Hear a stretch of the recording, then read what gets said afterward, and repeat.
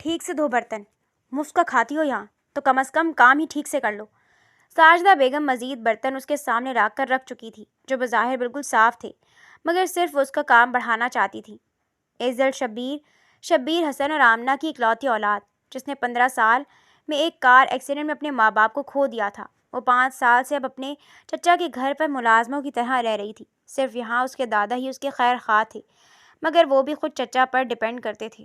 اس کے چچا رؤف حسن، جن کی بیوی ساجدہ بیگم تھی، ان کی 2 ہی اولادیں تھیں، نائمہ اور طاہر۔ ساجدہ بیگم کو ایزل پسند نہیں تھی کیونکہ شبیر حسن نے ان کی بہن کے پیار کو ٹھکرا کر اپنی پسند سے شادی کی تھی۔ پھر ان کے بیٹے طاہر نے بھی ایزل سے شادی کی ضد باندھ دی تھی۔ طاہر جب بیرون ملک جاب کے لیے چلا گیا تب اس نے شادی کی بات کہی تھی۔ ان کا ارادہ تھا کہ اس کے اس بار واپس آنے سے پہلے وہ ایزل کو اس گھر سے بھیج کر رہیں گی۔ وہ چچی، مجھے کچھ بات کرنی ہے۔ برتن بیچ میں چھوڑ کر وہ کپڑے سے ہاتھ صاف کرتے ہوئے بولی۔ کیا بات کرنی ہے؟ ضرور پیسے ہی مانگنے ہوں گے۔ خبردار تم نے پچھلی بار کی طرح طاہر سے اپنے رونے روئے۔ انہوں نے ایزل کو لتاڑا۔ ایزل کا چہرہ سرخ تھا، مگر بات کرنی بھی ضروری تھی۔ وہ میری سیمسٹر فیس جمع کروانی ہے تو کیا میں اب تمہارے چچا سے مانگوں؟ تمہارے بابا جیسے بہت جائیداد چھوڑ کر گئے تھے تمہارے لیے۔ اپنا انتظام خود کر لو ورنہ چھوڑ دو یہ پڑھائی۔ چچی کہہ کر جا چکی تھی۔ ایزل کم مائگی کے احساس پر وہیں کرسی پر بیٹھ کر پھوٹ پھوٹ کر رو دی۔ وہ کسی صورت بھی پڑھائی چھوڑنا نہیں چاہتی تھی۔ یہ اس کے بابا چاہتے تھے کہ وہ پڑھ لکھ کر کچھ بنے، اور اس میں صلاحیت بھی تھی۔ اس کا داخلہ آدھی اسکالرشپ پر ہوا تھا، وہ بھی شہر کی بڑی یونی میں۔ صرف اسے آدھی فیس بھرنا ہوتی تھی، مگر اب بھی وہ جیسے ناممکن سا دکھنے لگا تھا۔ رو نہیں ایزل، کیا ہوا ہے؟ ضرور تمہاری چچی نے کچھ کہا ہوگا۔ آغا جان اپنی چھڑی کے سہارے چلتے اس کے پاس آئے۔ وہ اس وقت تک ان کے کمرے میں آ کر ان سے باتیں کرتی تھی، مگر آج جب اسے دیر ہو گئی تو وہ خود دیکھنے چلے آئے۔ میں رو نہیں رہی، وہ تو بس… اس نے آستین سے اپنے آنسو صاف کیے۔ کتنا مجبور ہوں میں جو اپنے بیٹے کی اکلوتی اولاد کا خیال تک نہیں رکھ سکتے۔ ایسا مت کہیں آغا جان، آپ کی وجہ سے تو میں نے خود کو سمیٹ رکھا ہے، بس ابھی فیس دینے کا مسئلہ سر پر کھڑا ہے۔ یقیناً وہ تمہیں آدھی فیس بھی نہیں دے رہی ہوگی۔ یہ عورت حسد اور نفرت میں اندھی ہو چکی ہے۔ نائمہ سے خود تو کچھ نہیں ہوا، اس لیے تمہیں بھی آگے بڑھتا نہیں دیکھ سکتی۔ مجھے پڑھنا ہے آگے، اس کے لیے میں کچھ بھی کروں گی۔ میری دوست ایک جگہ جاب کرتی ہے، سوچ رہی ہوں وہاں اپلائی کر دوں۔ مجھے تمہاری فکر رہے گی کسی انجان جگہ پر۔ تمہارے بابا کے دوست ثاقب خان جو سال میں 1 آدھ دفعہ ملنے آ جاتے ہیں، ان کی فرم ہے، میں ان سے آج ہی بات کرتا ہوں، وہ انکار نہیں کریں گے۔ تم بس پریشان مت ہو۔ انہوں نے ایزل کے ہاتھ پر ہاتھ دھرتے اسے تسلی دینا چاہی۔ ڈیڈ، آپ جانتے ہیں میں ایسے کسی کو بھی جاب پر نہیں رکھ لیتا، اور ابھی تو کوئی پوسٹ خالی نہیں ہے، وہ جھنجھلاتے ہوئے بولا۔ اس وقت وہ خان انٹرپرائزز کے مین آفس کی کرسی پر بیٹھا ہوا تھا۔ وہ یہاں کا CEO تھا، جبکہ یہاں کے مالک ثاقب اپنے بیٹے کے حوالے آفس کرنے کے بعد کم و بیش یہاں آیا کرتے تھے۔ جھوٹ مت کہو، پچھلے ہفتے ہی تم نے مجھے اپنی سیکرٹری کی پوسٹ خالی ہونے کا بتایا تھا۔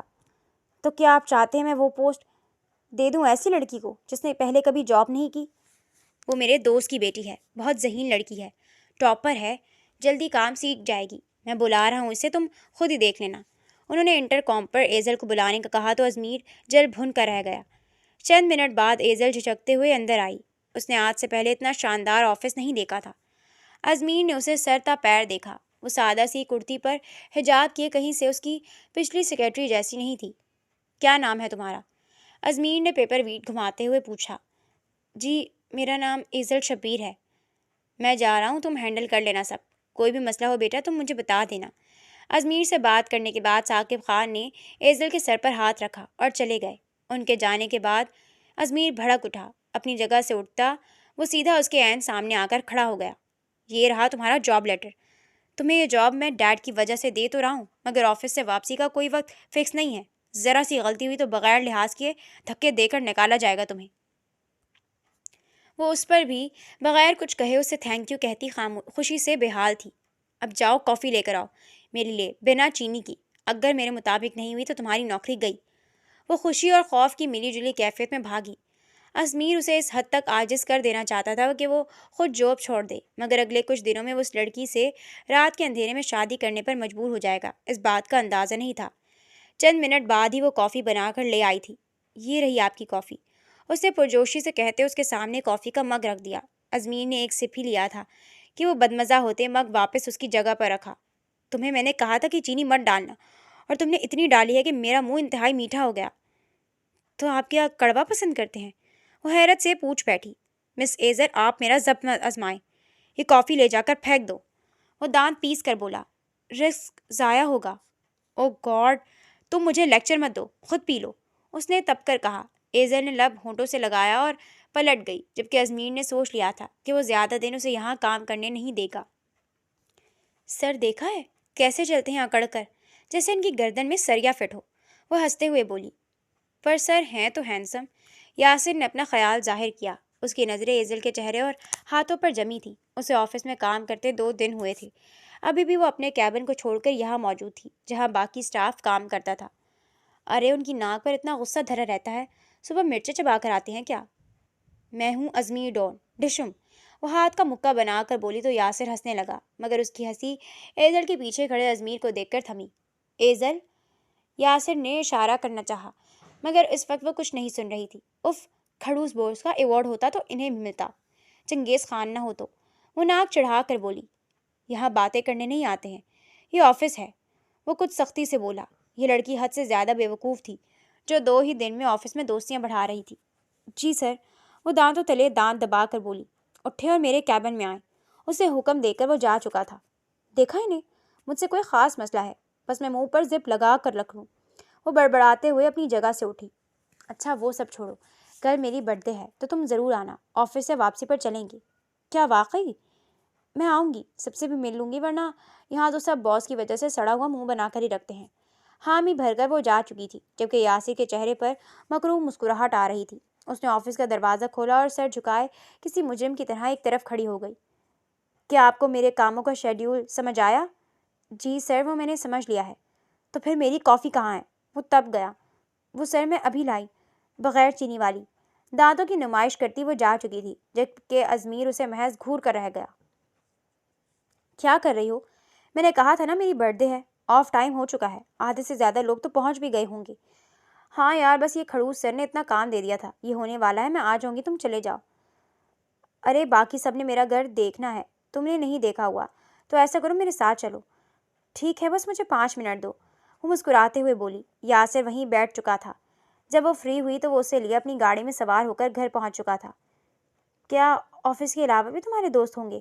وہ فلیٹ کی سیڑھیاں چڑھتے ہوئے بولی۔ ہاں، آ چکے ہوں گے، وہ عجلت میں کہتے دروازہ کھولتے ہوئے بولا۔ کوئی آیا کیوں نہیں اب تک؟ تم تو کہہ رہے تھے سب پہنچ چکے ہوں گے۔ وہ خالی جگہ کو دیکھ کر الجھی۔ اس سے پہلے وہ پلٹتی یاسر گیٹ لاک کر چکا تھا۔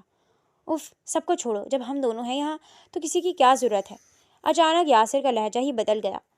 ہم واپس چلتے ہیں، جب سب آئیں گے تب آ جائیں گے۔ وہ گھبراتے ہوئے پلٹی، مگر یاسر اس کی راہ میں حائل ہو گیا۔ کہاں جا رہی ہوں میری جان؟ یہ وقت تو ہمیں ایک دوسرے کو دینا چاہیے۔ میں ایسی لڑکی نہیں ہوں، جانے دو مجھے، ورنہ شور مچاؤں گی، وہ اپنا لہجہ مضبوط رکھتے ہوئے بولی، جبکہ اس کا دل اندر سے ڈر رہا تھا۔ اس نے نامحسوس انداز میں پرس سے موبائل نکالنا چاہا۔ مچا لو جتنا شور مچانا ہے، لیکن کیا ہے نا کہ یہ کمرہ ساؤنڈ پروف ہے۔ اس نے ایزل کی حرکت نوٹ کی اور برق رفتاری سے اس کا موبائل کھینچ کر نکالتے دیوار پر دے مارا۔ ایزل کی چیخ برآمد ہوئی۔ اسے اب یاسر کی آنکھوں سے خوف آ رہا تھا۔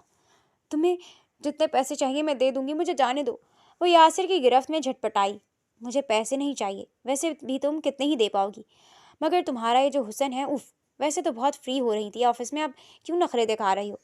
وہ مدہوش سا بولا۔ اس کی گرفت ذرا ڈھیلی پڑی تو ایزل نے اسے دھکا دیا۔ یاسر بیڈ پر جا گرا۔ تمہیں پیار سمجھ نہیں آ رہا؟ یہاں سے تو تم ایسے نہیں جا سکتی، وہ غرایا۔ ایزل نے ارد گرد دیکھا تو سامنے ایک گلدان نظر آیا۔ اس نے کھینچ کر وہ یاسر کے سر پر دے مارا۔ یاسر چکراتے ہوئے گر چکا تھا۔ اس نے تیزی سے اپنا دماغ چلایا۔ دروازہ فنگر پرنٹ سے لاک تھا۔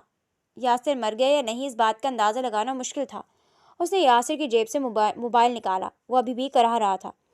اس موبائل میں کس کا نمبر ہو سکتا تھا جسے وہ کال کر سکے؟ وہ سوچتے ہوئے کانٹیکٹ دیکھنے لگی، جہاں ازمیر باس کے نام سے ایک نمبر سیو تھا۔ اسے امید کی کرن نظر آئی۔ کپکپاتے ہاتھوں سے کال ڈائل کی جو چند منٹ بعد اٹھا لی گئی۔ ہیلو، ازمیر اسپیکنگ، گھمبیر آواز ابھری۔ وہ اس وقت ضروری فائل فائنل کر کے گھر جانے ہی والا تھا کہ موبائل بج اٹھا تو اس نے بغیر دیکھی کال ریسیو کر لی۔ سر، میں ایزل، سر مجھے بچا لے، وہ کہتے کہتے رو دی۔ ازمیر کا دماغ بھگ سے اڑا۔ وہ مجھے مار دے گا، مجھے بچا لے، وہ کپ کپاتے ہاتھوں سے بمشکل موبائل تھامے ہوئے تھی۔ کون مار دے گا؟ تم مجھے لوکیشن بھیجو اپنی، جہاں وہ وہیں رہنا، چھپ جاؤ، اگر وہاں کوئی جگہ یا واش روم ہے تو ٹھیک سے اندر سے لاک کر لو۔ اس کی ہدایت پر وہ واش روم میں بند ہو گئی۔ نہیں، وہ اٹھ جائے گا، مجھ سے شاید قتل ہو گیا، پلیز آ جائیں۔ کہتے کہتے اس کی ہچکیاں بند گئیں اور اس نے سانس بحال کرتے لوکیشن بھیجی۔ اس کی باتیں سن کر ازمیر کا دماغ گھوم چکا تھا۔ اس نے آفس سے اجلت میں نکلتے باہر کھڑی اپنی گاڑی روڈ پر تیزی سے ڈالی۔ ریش ڈرائیو کرتے وہ مسلسل اس سے کانٹیکٹ میں تھا۔ تم گہری سانس لو ڈیمٹ، کون تھا وہ؟ بتاؤ مجھے۔ وہ یاسر، میں نے اسے مار دیا، وہ کہتے ہوئے اپنے ہوش و حواس میں نہیں لگ رہی تھی۔ اس وقت وہ اس سے زیادہ سمجھانے کی حالت میں نہیں تھی۔ ازمیر کو غصہ تو بہت آیا مگر اس کی حالت کے پیش نظر اسے کچھ نہیں بولا۔ ابھی اس کا مین فوکس اس تک پہنچنا تھا۔ راستہ مکمل ہونے میں ابھی بھی 2-3 منٹ باقی تھے۔ اسے کال پر زور سے دروازہ دھڑدھڑانے کی آواز آئی۔ ایزل منہ پر ہاتھ رکھے اپنی سسکیاں دبانے کی ناکام کوشش کرنے لگی۔ تم نے مجھے مارا؟ کیا سوچا بچ جاؤ گی تم؟ ایسی پیار سے نہیں مانی نا، اب تمہارا وہ حشر کروں گا کہ یاد رکھو گی۔ یاسر جیسے پاگل ہونے کو تھا، اس کے سر سے خون نکل رہا تھا۔ تم خود دروازہ کھول دو گی تو بچ جاؤ گی پیاری ایزل، مگر اگر تمہیں میری بات کا جواب بھی نہیں دینا اور دروازہ بھی نہیں کھولنا تو ٹھیک ہے۔ دروازہ مت کھولنا ڈیمٹ، میں پہنچنے والا ہوں، ازمیر کال پر چلایا۔ ایزل کے ہاتھ خوف کے مارے موبائل چھوٹ کر گر گیا۔ ازمیر ہیلو ہیلو کرتا رہ گیا۔ یاسر اب دروازے پر دھکا دے کر اسے کھولنے کی کوشش کر رہا تھا۔ 2-3 مزید وار میں دروازہ ٹوٹ جاتا اور اس کے آگے ایزل سوچنا نہیں چاہتی تھی۔ یاسر نے دروازے پر مزید ضربے لگائیں تو دروازہ ٹوٹ گیا۔ وہ بے حال حلیے میں کسی شیطان کی مانند اس پر جھپٹا۔ ایزل کی چیخ نکلی۔ وہ نڈھال سے خود کو اس کی گرفت سے چھڑوانے کی کوشش کرنے لگی۔ مجھ سے ہوشیاری کا انجام تو بھگتنا پڑے گا۔ اس نے ایزل کو بالوں سے پکڑ کر گھسیٹا اور باہر لا کر بیڈ پر پٹکا۔ ایزل کو اب اپنا انجام نزدیک نظر آ رہا تھا۔ اس سے پہلے کہ وہ اس کا حشر بگاڑ دیتا، باہر کے دروازے پر زوردار طریقے سے وار ہوا۔ کون ہے وہاں؟ یاسر گڑبڑاتے ہوئے باہر گیا، جہاں ازمیر آندھی طوفان کی تیزی سے داخل ہوتے اس پر جھپٹ چکا تھا۔ اس وقت ایزل کو وہ کسی فرشتے کی مانند لگا، اس کی جیسے جان میں جان آئی۔ سر، کیا کر رہے ہیں آپ؟ چھوڑیں مجھے۔ یاسر بوکھلایا سا اسے دور کرنے کی کوشش کرنے لگا۔ تجھ جیسا ذلیل انسان میں نے نہیں دیکھا، آئندہ اپنی شکل مت دکھانا مجھے۔ وہ دھاڑا اور اس کی ناک پر مکہ دے مارا۔ یاسر ناک پر ہاتھ رکھتے چیخنے لگا۔ میں نے کچھ نہیں کیا، یہ لڑکی خود میرے پاس آئی تھی، یہ ہے ہی نہیں میں۔ ایزل نے نفی میں سر ہلایا۔ بکواس بند کرو اپنی، تمہیں تو پولیس ہی دیکھے گی۔ ازمیر نے اس کا گریبان جکڑا اور اسے زمین پر لٹا کر مارا۔ یاسر اس کی توانا جسامت کے آگے زیادہ دیر تک ٹک نہیں پایا، وہ جلدی بے ہوش ہو چکا تھا۔ ازمیر اس کے بے ہوش وجود پر لات رسید کرتے ہوئے ایزل کی طرف مڑا۔ ازمیر کا حلیہ اس وقت خراب تھا، ٹائی ڈھیلی ہو چکی تھی جبکہ ہاتھ پر کھروچ کے نشان تھے۔ اس کا چہرہ بھی سرخ ہو رہا تھا۔ اس نے ٹائی گلے سے نکال کر دور اچھالتے ایک نظر ایزل کو دیکھا، جس کے کندھے کا بازو پھٹ چکا تھا، دوپٹے کا ہوش نہیں تھا، بکھرے بال اور پھٹا ہوا ہونٹ۔ وہ قابل رحم حالت میں تھی، اس کے سیاہ خوبصورت بال کمر پر بکھرے ہوئے تھے۔ ازمیر نے اسے ہمیشہ حجاب میں دیکھا تھا۔ اس نے ارد گرد نظریں دوڑائیں تو اس کا دوپٹہ بیڈ کے پاس پڑے پایا۔ وہ دوپٹہ اٹھا کر پلٹا اور اس کے سر پر دھرا تو اس کے آنسو میں مزید روانی آ گئی۔ تمہیں میں نے منع کیا تھا، یوں باتیں نہیں بنایا کرو، ہر کسی سے ہر کوئی اعتبار کے قابل نہیں ہوتا، مگر اب تم نے دیکھ لیا اپنی بے وقوفی کا انجام۔ آپ آ گئے، شکر ہے، ورنہ میں مر جاتی۔ وہ سیدھا اس کے سینے سے لگی، اپنے اندر کا غبار نکالنے لگی۔ اس کا سر ازمیر کے سینے تک آ رہا تھا۔ ازمیر کے ہاتھ اس کے پہلو میں دھرے رہ گئے۔ شکر کرو میں آ گیا، ورنہ تم نے اپنی حالت خود کی ہے۔ وہ لڑکا تمہیں یہاں لایا کیسے؟ چند منٹ اس کے رو لینے کے بعد ازمیر نے اسے ہولے سے خود سے الگ کیا۔ اس نے کہا اس کا برتھ ڈے ہے تو بس، اس نے کہا تھا سارا سٹاف ہوگا۔ ازمیر کی نگاہ اس کے بازو پر گئی تو اس نے اپنا کوٹ اتار کر اسے پہنایا۔ ایسی کم عقلی کی امید تھی تم سے مجھے، سوچ بھی سکتی ہو کیا کر سکتا تھا وہ۔ ازمیر کا لہجہ اب بھی سخت ہی رہا۔ وہ شرمندہ سی سر جھکا گئی۔ مجھے لگا جب وہ مجھ سے زبردستی کر رہا تھا تو میں نے اسے مار دیا، مگر وہ بچ گیا، مگر اب نہیں بچے گا۔ وہ حال ہوگا اس کا کہ ساری زندگی یاد رکھے گا۔ اب تم مجھے اپنے گھر کا پتہ بتاؤ تاکہ میں تمہیں ڈراپ کر سکوں۔ وہ اجلت میں باہر نکلتے ہوئے بولا۔ ایزل بھی تیزی سے اس کے پیچھے چل دی۔ وہ دونوں اب گاڑی میں بیٹھ چکے تھے۔ ایزل کے آنسو اب تک جاری تھے۔ اب تم رو کیوں رہی ہو؟ وہ جھنجھلاتے ہوئے اسٹیئرنگ پر ہاتھ مارتے بولا۔ آپ میرے گھر والوں کو تو کچھ نہیں بتائیں گے؟ میری چچی اچھی نہیں ہے، وہ مجھے بہت برا بھلا کہیں گی۔ روتے ہوئے اس کی ناک سرخ ہو چکی تھی۔ ازمیر نے اپنا غصہ ضبط کرتے ٹشو پیپر نکال کر اسے تھمائے۔ چپ، ایک دم چپ۔ تمہارے رونے کی آواز مجھے اس گاڑی میں سنائی دی تو بیچ راستے میں اتار دوں گا۔ پر آپ… ہاں نہیں بتاؤں گا۔ وہ گھر والے ہیں تمہارے، کھا نہیں جائیں گے، ظاہر ہے وہ بھی پریشان ہی ہوں گے۔ ازمیر نے گاڑی سٹارٹ کی۔ ایزل اسے بتا نہیں پائی کہ اس کی چچی جو اس کا حشر کرنے والی تھی، سوچ کر ہی اس کی روح کانپ رہی تھی، مگر وہ ازمیر کے ڈر کے زیر اثر خاموش رہی۔ سیاہ لینڈ کروزر ایک عام سے علاقے کے گھر کے سامنے آ کر رکی۔ راستے میں ہی انہیں 1 گھنٹہ لگ چکا تھا۔ مجھے نہیں جانا، وہ دوبارہ گاڑی رہتے ہی رونا شروع ہو چکی تھی۔ ازمیر نے گہری سانس خارج کی۔ اس وقت وہ تھکن کا شکار تھا اور اس لڑکی کا رونا اس کی برداشت سے باہر تھا۔ تو پھر کہاں جاؤ گی؟ اور کوئی گھر ہے کیا تمہارا، یا کوئی ایسی جگہ جہاں تم رات رہ لو؟ پر میری چچی مجھے نہیں چھوڑیں گی، آغا جان کے کہنے پر بھی نہیں۔ دیکھو، گھر والے ہیں، باتیں سنائیں گے، مگر اس وقت میں تمہیں اپنے گھر نہیں لے جا سکتا۔ تم نے جو غلطی کی ہے یہی اس کا نتیجہ ہے، اب اترو نیچے۔ ازمیر نے اس کی طرف کا دروازہ کھولا تو وہ ہاتھوں سے اپنی آنکھیں صاف کرتی نیچے اتری۔ اس کے کندھے پر اب تک ازمیر کا کوٹ موجود تھا، جبکہ وہ خود سفید شرٹ کے بازو موڑے رف سے حلیے میں تھا۔ اس نے آگے بڑھ کر بیل بجائی۔ تم ایسے روگی تو وہ سمجھیں گے کہ میں نے ہی تمہیں اغوا کیا ہے، اب چپ ہو جاؤ، وہ دانت پیس کر بولا۔ ایزل کا رونا کچھ کم ہوا، مگر اب وہ بے آواز آنسو بہا رہی تھی۔ چند منٹ بعد دروازہ کھول دیا گیا۔ سامنے ہی تمام گھر والے جاگ رہے تھے۔ اس کی چچی، چچا اور ساتھ میں نائمہ کھڑی حیرت سے کبھی اسے اور کبھی ازمیر کو دیکھ رہے تھے۔ یہ کہاں سے آ رہی ہو تم اس وقت؟ ہاں، یہ لڑکا کون ہے جس کے ساتھ آوارہ گردی کر رہی ہو؟ کہا تھا میں نے تمہارے چچا سے کہ مت بھیجیں باہر اسے، انہیں لگا کہ تمہیں کچھ ہو گیا ہوگا، خود تھانے تک چلے گئے، مگر یہاں دیکھو بھتیجی مزے کر کے آ رہی ہے، اور ہماری راتوں کی نیند برباد کر دی تمہارے آغا جان نے۔ چچی تیزی سے اپنے دماغ سے خود ہی سوچتے ہوئے بولی۔ ایزل کا چہرہ حد تک کے احساس سے سرخ ہوا۔ میری بچی، ٹھیک تو ہو نا تم؟ آغا جان نے آگے بڑھ کر اسے گلے سے لگایا۔ میں اس کا باس ہوں اور ہمارے ساتھ ایک مس ہیپ ہو گیا تھا۔ اس سے پہلے وہ مزید کچھ کہتا ساجدہ چچی بول پڑی۔ ہاں تو اسی لیے نوکری پر دوڑی دوڑی جاتی تھی، ظاہر چچا کی حق حلال کی کمائی میں گزارا تھوڑی ہو رہا تھا مہارانی کا۔ ازمیر نے خود کو کچھ برا کہنے سے باز رکھا۔ نائمہ کی تو زبان ہی بند تھی۔ اتنے ہینڈسم اور امیر آدمی کو ایزل کے ساتھ دیکھ کر وہ جل بھن گئی تھی۔ لیکن ایسا کیا مسئلہ ہو گیا تھا جو ایک قول نہیں کر پائی؟ وہ ہمیں اور آپ کو کیا سگے لگتے ہیں جسے پہلے سے بلا لیا؟ رؤف چچا جو ہمیشہ ساجدہ بیگم کی باتوں میں آ جاتے تھے آبرو اچکا کر بولے۔ آپ جائیں پلیز، میں دیکھ لوں گی سب۔ وہ ازمیر کی بے عزتی ہوتے نہیں دیکھنا چاہتی تھی۔ جب ہی آغا جان سے الگ ہوتی دھیمی آواز میں بولی۔ کیسے دیکھ لوں گی؟ میں تو کہتی ہوں ابھی نکالیں اس گھر سے۔ اس جیسی لڑکی کا برا اثر میں اپنی معصوم بیٹی پر پڑنے نہیں دے سکتی۔ انہوں نے کھینچ کر ایزل کو دور دھکیلا تو وہ گرتے گرتے سنبھلی۔ ازمیر کو ان کے رد عمل پر افسوس ہوا۔ بہو، میری بچی ایسی نہیں ہے، ضرور کچھ مسئلہ ہوا ہوگا۔ آغا جان نے اس کا دفاع کرنا چاہا۔ یہ آپ کے گھر کی لڑکی ہے، آپ اسے ایسے کیسے نکال رہے ہیں؟ وہ سختی سے بولا۔ ہمارا گھر ہے، ہم نکال رہے ہیں، تم ہوتے کون ہو بولنے والے؟ آدھی رات جہاں گزار کر آئی ہے وہیں گزار لے گی۔ ہمیں معاف رکھو، ہم تمہارے جیسے بڑے لوگ نہیں ہیں۔ ساجدہ چچی تو اسے رکھنے پر راضی نہیں تھی۔ راستے میں ایزل کے پیچھے کچھ لوگ پڑ گئے تھے، میں اسے بچا کر لایا ہوں، اس کا مطلب یہ نہیں کہ ہم دونوں ساتھ تھے۔ میں سمجھتا ہوں بیٹا، تم جاؤ۔ ایزل، گھر میں چلو۔ نہیں آئے گی یہ لڑکی میرے گھر میں، ڈرامے ہیں سب، شرم نہیں آئی اپنے چچا کا نام خراب کرتے؟ آئے دن بڑی بڑی گاڑیوں میں چھوڑنے آتا ہے، اس کی ہوگی وہ گاڑی۔ ساجدہ بیگم نے اس کے چہرے پر تھپڑ دے مارا۔ ان کے جھوٹ پر ایزل کے آنسو روانہ سے بہنے لگے۔ وہ منہ پر ہاتھ رکھے وہیں بیٹھتی چلی گئی۔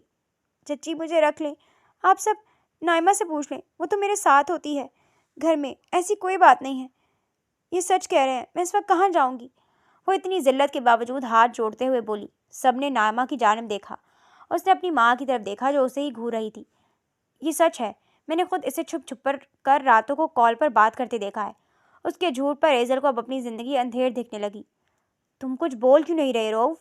رحم کرو بچی پر، آغا جان نے سن کھڑے رؤف صاحب کو دیکھتے ہوئے کہا، جو اپنی بیوی کے آگے بول نہیں سکتے تھے۔ ٹھیک ہے، یہ لڑکا اگر اسے لے آیا ہے رات کے اندھیرے میں تو نکاح بھی کر لے، ہم عزت دار لوگ ہیں اس لیے ایسا مطالبہ کر رہے ہیں۔ وہ سخت دل بنے بولے۔ واٹ؟ میں کوئی نکاح نہیں کر سکتا؟ ازمیر بھڑک اٹھا۔ یہ کیوں کرے گا نکاح؟ کہیں بھی لے جائے ہمیں کیا، ایسے لڑکے نکاح نہیں کرتے، چلے آپ سب اندر۔ ساجدہ بیگم نکاح پر رضا مند نہیں تھی۔ ٹھیک ہے پھر ایسے ہی لے جاؤ اسے، ہمارا کوئی تعلق نہیں ہے اس لڑکی سے۔ اپنے چچا کی بات پر ایزل نے سر اٹھا کر دیکھا۔ وہ آنکھیں میچ گئی۔ بیٹا تم مان جاؤ نکاح کے لیے، میں ایسے اپنی پوتی کو رات گئے کہاں رکھوں گا؟ میں تو خود مختار بھی نہیں رہا، اب اسے اپنا کر پناہ دے دو۔ آغا جان اب باقاعدہ اس کے سامنے ہاتھ جوڑ چکے تھے۔ ازمیر گہری کشمکش میں مبتلا تھا۔ وہ یہاں سے ایسے جا نہیں سکتا تھا۔ میں اسے اپنے ساتھ لے جاؤں گا مگر نکاح نہیں ہو پائے گا۔ آغا جان کی ہمت ٹوٹنے لگی۔ انہوں نے آخری امید کے طور پر کال ملائی جو چند منٹ بعد ہی پک کر لی گئی۔ ثاقب خان کو سارا ماجرا سمجھانے کے بعد انہوں نے موبائل ازمیر کی جانب بڑھایا۔ وہ موبائل کان سے لگائے دوسری طرف آ گیا مگر ساجدہ بیگم کے بار بار ایزل کو دھتکارنے کی آوازیں صاف سنائی دے رہی تھیں۔ انہیں آپ کو کال نہیں کرنی چاہیے تھی، وہ چھوٹتے ہی بولا۔ وہ کیا کرتا، مجبور تھا۔ تم یہ شادی کر لو ازمیر، میری بات دھیان سے سنو، یہ صرف وقتی رشتہ ہوگا۔ جیسے ہی اس لڑکی کا کہیں انتظام ہوگا تم رشتہ ختم کر لینا، مگر ابھی نہیں، ابھی انہیں تمہاری ضرورت ہے۔ اگر تم میں ذرا سا بھی اپنے خون کا اثر ہے تو تم منع نہیں کرو گے۔ میرا دوست میرے بھائی جیسا تھا، وہ لڑکی میرے لیے اہم ہے ازمیر۔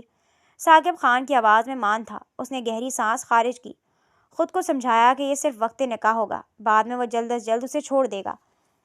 میں نکاح خاں کا انتظام کر رہا ہوں، آپ لوگ گھر کے اندر چلیں، میں ابھی ایزل کو لے جاؤں گا۔ وہ پلٹا اور سنجیدگی سے سب کو دیکھتے ہوئے بولا۔ اس کی بات سن کر ساجدہ بیگم حیرت سے دیکھنے لگی۔ ان کی بازی انہی پر پلٹ گئی تھی۔ انہوں نے تو سوچا تھا کہ ایزل کو کوئی ٹھکانہ نہیں ملے گا، وہ در در خوار ہوگی اور ان کے بیٹے سے اس لڑکی کی جان چھوٹ جائے گی، مگر یہاں تو بات ہی پلٹ گئی تھی۔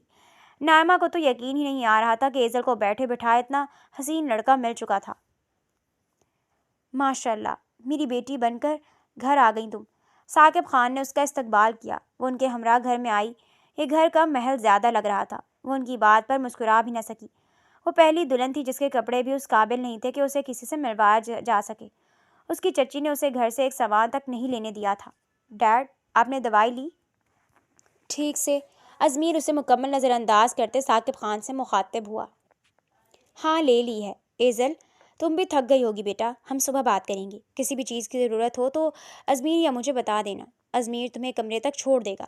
انہوں نے ایزل کے سر پر ہاتھ رکھتے کہا اور اسے دعا دیتے پلٹ گئے۔ اب یہاں بت بنی کیوں کھڑی ہو؟ چلو جلدی، کیا ساری رات یہیں گزارنی ہے؟ اسے گھور کر کہتا وہ سیڑھیاں چڑھتا چلا گیا۔ یہ رہا تمہارا کمرہ اور اس کے برابر والا کمرہ میرا ہے۔ ڈیڈ کی باتوں میں مت آ جانا، کسی چیز کے لیے مجھے مت کہنا۔ اس نے گیسٹ روم کا دروازہ کھولتے کہا۔ یہ کمرہ اس اسٹور روم جیسے کمرے سے کئی گنا بڑا تھا جہاں وہ پہلے رہ رہی تھی۔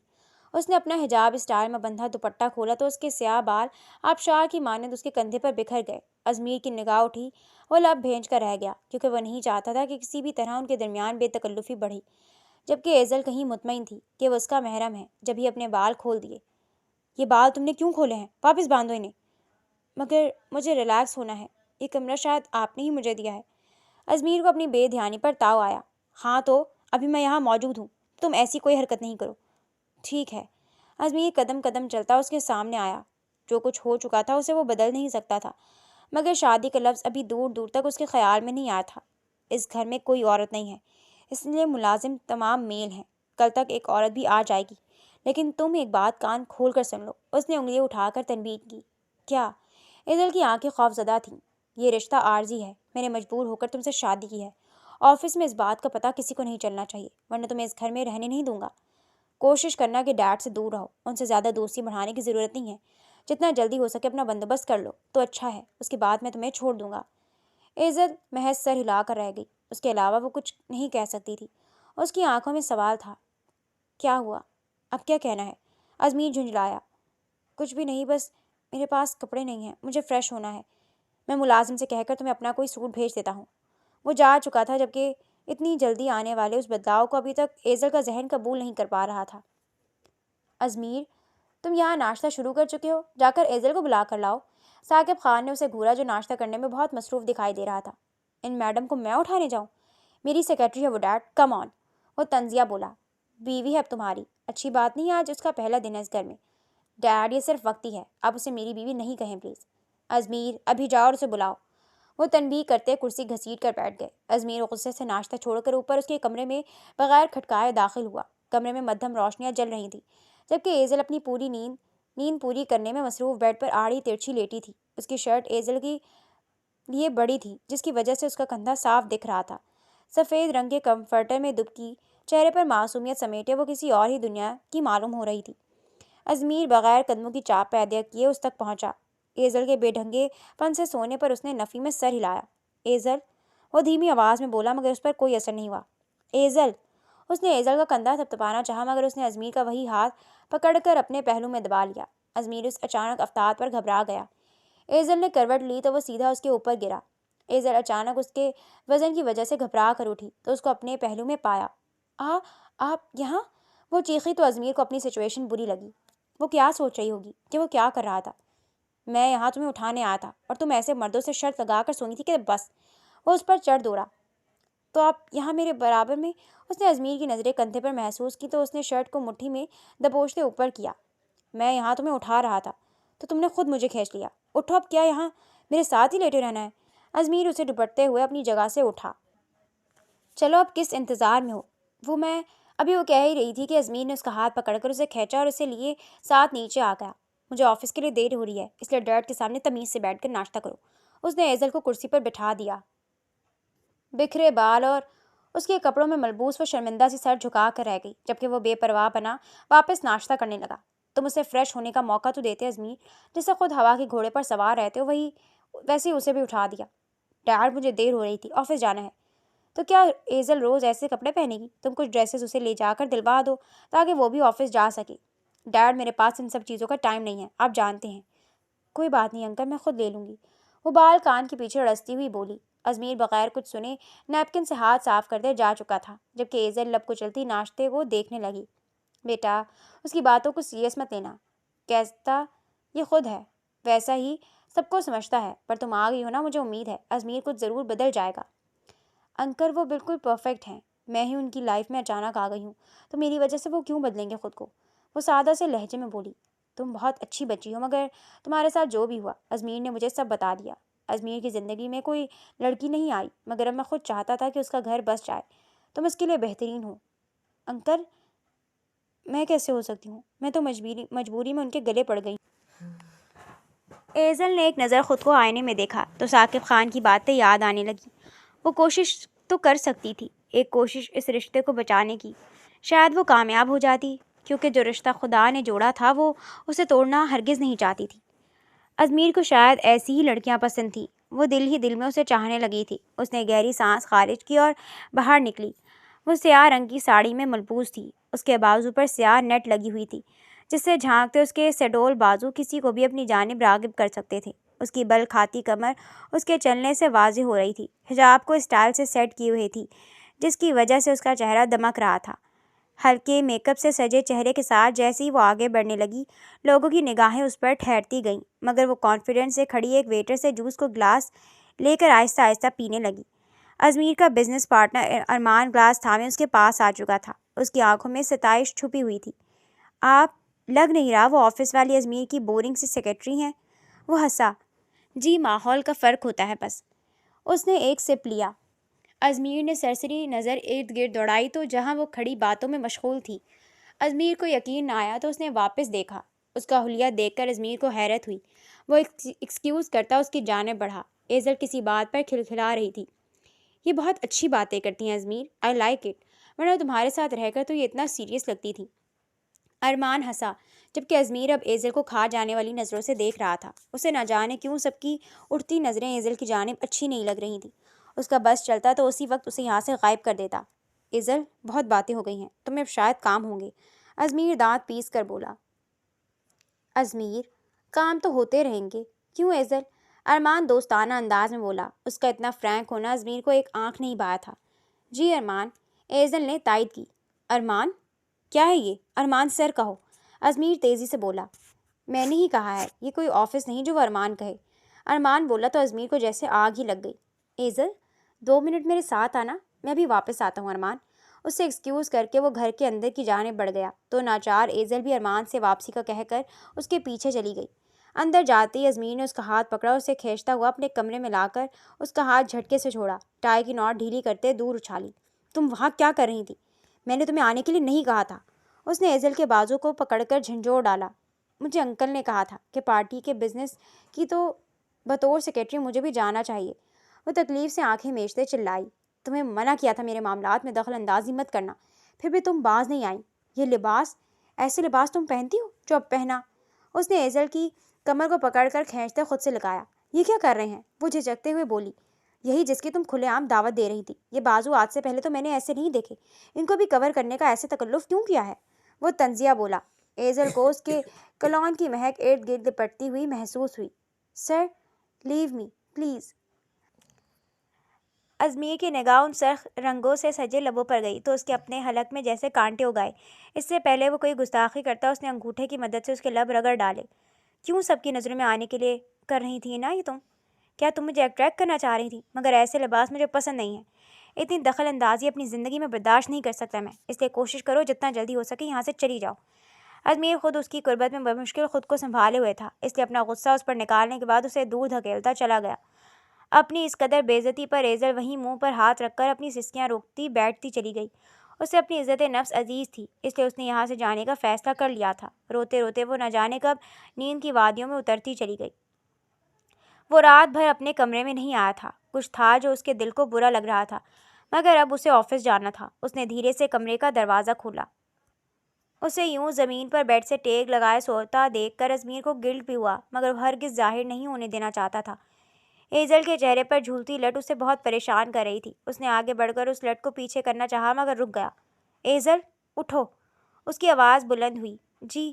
وہ آنکھیں مسلتی اٹھنے لگی، کوشش کرنے لگی مگر ساڑی کا خیال ہی نہیں رہا۔ وہ ساڑی میں الجھتے سیدھا اس پر گری اور دونوں زمیں بوس ہو گئے۔ ایزل کی دھڑکنیں اسے اپنے قریب محسوس ہو رہی تھیں، اس کا وجود موم کی طرح اس کی باہوں میں موجود تھا۔ وہ اس قدر نازک تھی کہ ازمیر کو اس کا وزن ذرا محسوس ہی نہیں ہوا۔ اف کیا مصیبت ہے! وہ اپنے دل کی حالت سے خوفزدہ ہوتے اٹھ بیٹھا۔ ایزل کو اس کا رویہ بہت برا لگا۔ اس کی کمر میں جھٹکا آیا تھا مگر وہ تکلیف سہتی اٹھ کر کھڑی ہو گئی۔ جاؤ اپنے کمرے میں، مجھے آفس کے لیے تیار بھی ہونا ہے۔ وہ مسلسل اس سے نظریں چرا رہا تھا۔ وہ وہیں سن کھڑی رہی۔ کچھ منٹ بعد ازمیر واپس لوٹ آیا۔ اسے اسی حالت میں پا کر وہ تب گیا۔ تمہیں کچھ کہا تھا میں نے؟ میرا کوئی کمرہ نہیں ہے ازمیر سر، میں جا رہی ہوں یہاں سے۔ اپنے ہاتھ کی مدد سے رگڑتے ہوئے وہ باہر تک نکل چکی تھی۔ ازمیر بھی اس کے پیچھے پیچھے آیا مگر وہ افسردگی سے سیڑھیاں اتر چکی تھی۔ میں بھی تمہیں روکوں گا نہیں، جہاں جانا ہے جاؤ، مگر پھر واپس مت آنا جب تک میری بات سننے اور بات ماننے کی عادت نہ ڈال لو۔ وہ پیچھے سے چلایا۔ ایزل نے ایک نظر اس انا پرست انسان کو دیکھا جو اس کا ہر دل عزیز ہو چکا تھا۔ ایزل! طاہر کو سیڑھیوں کے آخر میں کھڑا یہ سب سن رہا تھا، حیرت سے بولا۔ وہ کل ہی پاکستان آیا تھا، یہ اطلاع ملتے ہی اور صبح ہی وہ ازمیر کے گھر پر موجود تھا، مگر یہاں آ کر ایزل کی حالت دیکھ کر اسے دھچکا لگا تھا۔ طاہر بھائی آپ یہاں؟ ایزل نے خود کو کمپوز کرنا چاہا۔ کون ہے یہ ایزل؟ ازمیر اس کے برابر میں آ کر کھڑا ہو گیا۔ میں ایزل کا فرسٹ کزن ہوں، کل ہی پاکستان آیا ہوں، آپ کے گھر آ کر سرپرائزڈ ہو گیا ہوں۔ وہ طنزیہ بولا۔ Good to know. ایزل انہیں چائے پانی کا ضرور پوچھنا، پھر چینج کر کے تمہیں میرے ساتھ آفس بھی چلنا ہے۔ ازمیر نے ایزل کے کندھے پر ہاتھ رکھتے نارمل انداز میں کہا، جیسے کچھ ہوا ہی نہ ہو۔ اسے طاہر کی ایزل کے لیے وابستگی کچھ خاص پسند نہیں آئی تھی۔ جب یہ سب کچھ پس پشت ڈال کر نارمل ہو گیا۔ تم یہاں نہیں رہ سکتی، یہ اس حال میں رہو گی تم؟ جس طرح یہ انسان تمہیں ذلیل کر رہا ہے، یہاں سے جانے کا کہہ رہا ہے، چلو بھی میرے ساتھ۔ طاہر بھڑک اٹھا۔ ایزل کہیں نہیں جائے گی، یہ لڑائی جھگڑا ہمارا آپس کا معاملہ ہے، تم بیچ میں مت بولو مسٹر۔ ازمیر کی آواز بلند ہوئی۔ میں بولوں گا کیونکہ ایزل یہ سب تو تم آ جاتے اسے بچانے جب تمہارے ماں باپ اسے دھکے دے کر گھر سے نکال رہے تھے۔ چلو ایزل، میں ایسے بدتمیز آدمی سے بات ہی نہیں کرنا چاہتا، اتنے دن سے میری فلائٹ نہیں مل رہی تھی، پتہ نہیں کیسے تم نے اس کے ساتھ اتنے دن گزار لیے۔ ایزل ایک قدم طاہر کی جانب بڑھی تو ازمیر کا دل جیسے کسی نے مٹھی میں بھینچ لیا۔ تم کہیں نہیں جاؤ گی، وہ دبا دبا چلایا اور اس کی کلائی تھام لی۔ آپ کو کیا لگا میرے پاس کوئی ٹھکانہ نہیں؟ آپ اسی طرح مجھے کہتے رہیں گے اور میں چپ چاپ اسی گھر میں رہوں گی؟ جا رہی ہوں میں۔ اس نے ازمیر کے ہاتھ سے اپنی کلائی آزاد کی اور اسے یوں ہی سن کھڑے چھوڑ کر طاہر کے ساتھ چلی گئی۔ ازمیر کو اب تک اس کے جانے کا یقین نہیں آ رہا تھا۔ وہ مشتعل ہوتا سامنے رکھا گلدان اٹھا کر دیوار میں مار چکا تھا، مگر اس کا غصہ کسی صورت کم ہونے کا نام نہیں لے رہا تھا۔ وہ کیسے اسے چھوڑ کر جا سکتی تھی؟ یہی بات اسے آگ لگانے کے لیے کافی تھی۔ اسے لگا تھا کہ اس گھر کے علاوہ وہ کہیں نہیں جا سکتی، مگر وہ جا چکی تھی۔ آج ایزل کو گئے ایک ہفتہ ہو چکا تھا، وہ آفس بھی نہیں آ رہی تھی۔ اسے دیکھنے کی عادت اس قدر ہو چکی تھی کہ وہ چڑچڑا ہو رہا تھا، اور یہ بات ثاقب خان بھی نوٹ کر رہے تھے۔ تم اسے واپس کیوں نہیں لے آتے ازمیر؟ کیوں خود کو اس مشکل میں ڈال رہے ہو؟ انہوں نے اسے سمجھانا چاہا۔ ڈیڈ، وہ اپنی مرضی سے گئی ہے تو میں اسے کیسے لینے پہنچ جاؤں؟ غلط بات مت کرو ازمیر، تم نے اس معصوم بچی کو بہت پریشان کیا ہے۔ وہ میرے کہنے پر پارٹی میں آئی تھی، مگر تم نے اسے نہ جانے کیا کہا کہ وہ یوں چلی گئی۔ آپ کو تو میں ہر بات میں ہی قصوروار لگتا ہوں۔ جا رہا ہوں میں۔ گلاس ٹیبل پر پٹک کر وہ تن فن کرتا جا چکا تھا۔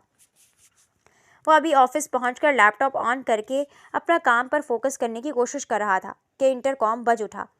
ایزل اس سے ملنا چاہتی تھی۔ اس کی انا کو کچھ سکون ہوا، وہ واپس آنا چاہ رہی تھی۔ یہی بات اسے پرسکون کر گئی۔ اس کی اجازت پر ایزل چند منٹ بعد ہی آفس کا دروازہ کھول کر اندر داخل ہو گئی۔ اس کے چہرے پر چھائی سنجیدگی نہ جانے کیوں ازمیر کو اچھی نہیں لگی۔ سیاہ لباس میں ملبوس وہ کچھ بجھی بجھی سی لگ رہی تھی۔ اس کی آنکھوں کی ویرانی کا سبب ازمیر کو اپنی ذات لگ رہی تھی۔ ازمیر سر، میں یہاں آپ کا مزید وقت برباد نہیں کروں گی، یہ میرا ریزگنیشن لیٹر ہے۔ اس نے پرس سے لیٹر نکال کر ٹیبل پر رکھ دیا تو ازمیر حیرت سے کبھی لیٹر اور کبھی اسے دیکھنے لگا۔ میں یہ ایکسیپٹ نہ کروں تو؟ وہ پرسوچ انداز میں ٹیبل پر ہاتھ ٹکا کر پوچھنے لگا۔ تو میں پھر بھی یہ جاب چھوڑنا چاہتی ہوں۔ اب مجھے کانٹریکٹ ختم کرنے پر جتنا فائن دینا ہوگا میں دے دوں گی۔ اس کے لہجے میں کوئی لچک نہیں تھی۔ پہلے تو تمہیں پیسوں کے لیے جاب کرنی تھی، اب کیا ہوا؟ اب تم جاب چھوڑ رہی ہو، وہ بھی پیسے دے کر۔ کون ہے تمہارا خیر خواہ؟ اس کا لہجہ چپتا ہوا تھا۔ وہ کرسی چھوڑ کر عین اس کے مقابل آ گیا۔ کوئی نہیں ہے، اس دنیا میں میرا کوئی نہیں ہے۔ اس کا لہجہ کاٹدار تھا۔ تو پھر تم کہیں نہیں جا رہی، واپس آ جاؤ۔ اس کا انداز حکمیہ تھا۔ آپ چاہتے ہیں کہ میں آپ سے ذلیل ہونے کے لیے واپس آ جاؤں؟ وہ آنکھوں میں آنکھیں ڈالے بولی۔ تو کیا تم وہاں رہو گی، اپنی چچی کے گھر، جہاں عزت نہیں ملتی تمہیں؟ میں وہاں بھی نہیں رہوں گی۔ میں اسلام آباد جا رہی ہوں پرسوں، تاکہ اپنی انٹرنشپ اور اسٹڈی آگے کر سکوں۔ طاہر بھائی نے سب کچھ بندوبست کر دیا ہے۔ اوہ، تو یہ کہو نا وہ خیر خواہ تمہارے طاہر بھائی ہیں۔ آپ کو مسئلہ کیا ہے؟ میں جا رہی ہوں اب آپ کی زندگی سے، تب بھی آپ کو سکون نہیں ہے۔ وہ جھنجھلائی۔ ازمیر نے اس کا بازو پکڑ کر اس کی پشت سے لگایا تو وہ کرا اٹھی۔ تم یوں مجھے اپنی عادت ڈال کر نہیں جا سکتی۔ تم یوں کرو گی تو ساری زندگی تمہیں قید کر لوں گا۔ وہ ایزل کی گردن میں گہری سانس بھرتے ہوئے مدہوش سا بولا۔ اس کی پکڑ میں مضبوطی تھی مگر پیار کہیں نہیں تھا۔ چھوڑے مجھے، تم اس رشتے سے آزاد نہیں ہو پاؤ گی۔ جب تک میں نہیں چاہتا تب تک تو ہرگز نہیں۔ اس کے لب ایزل کی گردن کو جلانے لگے تو وہ گہری سانس بھرتی خود کو ہوش میں رکھنے کی کوشش میں ہلکان ہونے لگی۔ آپ ایسا نہیں کر سکتے، میں آگے بڑھنا چاہتی ہوں اور میں جا کر رہوں گی۔ اپنے طاہر بھائی کے ساتھ جا رہی ہوں، ایسا کیا ہے ان میں جو تم مجھے چھوڑ کر چلی گئی؟ وہ جیلس ہو رہا تھا۔ آپ کی سوچ پر تف ہے، ہٹے دور مجھ سے۔ اسے دور دھکیل کر ایزل غصے سے اسے گھورنے لگی۔ آپ یہ لیٹر پکڑیں اور اپنی زندگی کو آسان بنا لیں۔ لیٹر اٹھا کر اس کے سینے پر مارنے کے بعد وہ دروازہ دھڑ سے بند کر کے جا چکی تھی، جبکہ ازمیر نے اپنے آفس کی حالت 1 منٹ میں ہی بگاڑ دی تھی۔ وہ بخار میں تپتا گیلری میں کھڑا اپنے بال نوچنے کے در پر تھا۔ ثاقب خان نے جب اسے کھانے کی میز پر موجود نہ پایا تو خود اس کے کمرے میں چلے آئے۔ تم کیوں خود پر جبر کر رہے ہو ازمیر؟ انہوں نے ازمیر کے شانے پر ہاتھ رکھا تو وہ کسی اپنے کو پاتے ہی بکھر گیا۔ اس کا ضبط جواب دے چکا تھا۔ وہ آخری بار اپنی ماں کی موت پر رویا تھا۔ اس کے بعد اس نے دل کو پتھر کر لیا تھا، مگر اب اس کا پتھر دل پگھل رہا تھا۔ ڈیڈ، مجھ سے برداشت نہیں ہو رہا۔ میں نے بہت کوشش کی مگر نہیں ہو رہا۔ وہ ایسے کیسے مجھے چھوڑ کر جا سکتی ہے؟ وہ ان کے گلے لگ کر بولا۔ اس کے آنسو تواتر سے نکل رہے تھے۔ ازمیر، تم خود سوچو، وہ تمہاری اپنی وجہ سے گئی ہے۔ عزت کسی بھی رشتے کی پہلی سیڑھی ہوتی ہے۔ تم نے اسے بالکل ہی گرا ہوا سمجھ لیا تھا۔ وہ تم سے پیار کرتی تھی، جب ہی تمہارے لیے اتنی کوششیں کر رہی تھی تاکہ تمہیں متوجہ کر سکے۔ میں متوجہ ہو گیا تو وہ چلی گئی ڈیڈ۔ وہ نہیں گئی، اس نے ریزگنیشن لیٹر کی بات کی ہے تم سے، نکاح ختم کرنے کی بات نہیں کی۔ یعنی اس کے لیے یہ رشتہ ضروری ہے، وہ کسی صورت اسے توڑنا نہیں چاہتی۔ انہوں نے ازمیر کو سمجھایا۔ ازمیر آنسو صاف کرتے پرسوچ انداز میں انہیں دیکھنے لگا۔ یعنی وہ مجھ سے طلاق کی بات نہیں کرنے آئی تھی؟ نہیں، اس نے صرف جاب چھوڑنے کی بات کی تھی، کیونکہ وہ اسلام آباد جا رہی ہے۔ میں بولوں گا تو وہ کیا مجھے اپنا لے گی؟ ازمیر کے دل میں امید کی کرن جاگی۔ تم ابھی بھی اسے روک سکتے ہو، وہ تمہارے آفس ایک آخری امید لے کر آئی تھی، اب تم جاؤ اسے روک لو۔ میں جا رہا ہوں ابھی۔ وہ تیزی سے اٹھا اور گاڑی کی چابیاں اٹھا کر باہر کی جانب بھاگا۔ ریش ڈرائیو کرتے ہوئے وہ 1 گھنٹے کا راستہ آدھے گھنٹے میں طے کر کے اس کے گھر کے باہر پہنچ گیا تھا۔ اس نے ایزل کو کال ملائی جو کچھ دیر بعد اٹھا لی گئی۔ ازمیر نے اسے باہر دیکھنے کا کہا جہاں وہ گاڑی سے ٹیک لگائے کھڑا تھا۔ آپ یہاں کیا کر رہے ہیں؟ جائیں یہاں سے، وہ دبا دبا چلائی۔ پہلے تم باہر آؤ پھر۔ وہ جانتی تھی کہ وہ کتنا ضدی ہے۔ جب ہی شال اوڑھ کر باہر آئی۔ دروازہ کھولے گاڑی کا، کیا یہیں کھڑے رہیں گے؟ کوئی دیکھ لے گا؟ وہ ارد گرد دیکھتی محتاط انداز میں بولی۔ دیکھتا ہے تو دیکھ لے، شوہر ہوں تمہارا۔ آج پہلی بار اس نے اس رشتے کو تسلیم کیا تھا۔ ایزل نے حیرت سے اسے دیکھا۔ ازمیر نے گاڑی کا دروازہ کھولا۔ وہ دونوں اب اندر بیٹھ چکے تھے۔ کہے کیا کہنا ہے آپ کو؟ جلدی، گھر میں کسی کو پتہ نہیں ہے۔ تو پتہ لگ جانے دو، اپنے شوہر کے ساتھ ہوں۔ آپ شاید یہ رشتہ ختم کرنا چاہتے تھے۔ میری بھول تھی کہ میں تمہارے بغیر رہ سکتا ہوں۔ میں شروع دن سے کوشش کی کہ مگر ناکام ہو گیا، جب ہی تم سے دوری بنانے کے چکر میں تمہارا دل دکھا بیٹھا۔ وہ افسردہ ہوا۔ ایزل کو یقین نہیں آیا کہ وہی انسان ہے جو اپنی انا میں اتنی بار اسے دھتکار چکا تھا۔ اب بہت دیر ہو گئی ہے، میں نے سیکھ لیا ہے کہ انسان کو اکیلے رہنا، سروائیو کرنا آنا چاہیے، کیونکہ میں کسی کی ذمہ داری نہیں ہوں۔ اس نے گاڑی کا دروازہ کھول کر اترنا چاہا، مگر ازمین نے اس کا وہی ہاتھ تھام کر دل سے لگا لیا۔ اس کا ہاتھ بخار کی حدت سے تپ رہا تھا۔ میں کبھی تمہیں نہیں روکوں گا کچھ کرنے سے، میں بھی تمہارے ساتھ اسلام آباد میں رہ لوں گا، جہاں تم کہو گی چلوں گا، مگر مجھے خالی ہاتھ نہ لوٹاؤ ایزل۔ کہتے کہتے وہ رو دیا۔ آپ کو بخار ہے؟ تمہیں میری فکر تھی، میں جانتا تھا، مگر اپنی ماں کے جانے کے بعد میں نے خود کو محدود کر لیا تھا، مگر اب تمہارے بغیر گزارا ناممکن ہے۔ پلیز مجھے اپنا لو، میں تمہیں بہتر شخص بن کر دکھاؤں گا۔ آپ کو میں پہلے پسند تھی؟ ایزل کو حیرت ہوئی۔ ہاں، کیونکہ تمہاری معصومیت مجھے اپنی جانب متوجہ کرتی تھی، مگر بس میرا دماغ خراب تھا جو تم سے دور رہا، مگر اب نہیں۔ اس نے شدت سے ایزل کو سینے میں بھینچا تو ایزل نے بھی مسکرا کر اس کے گلے میں ہاتھ ڈال دیے۔ پر اب تو میں جا رہی ہوں اسلام آباد، میں بھی چلوں گا ساتھ، تمہارے ہر خواب پورا کرنے میں مدد کروں گا۔ اس نے ایزل کے ماتھے پر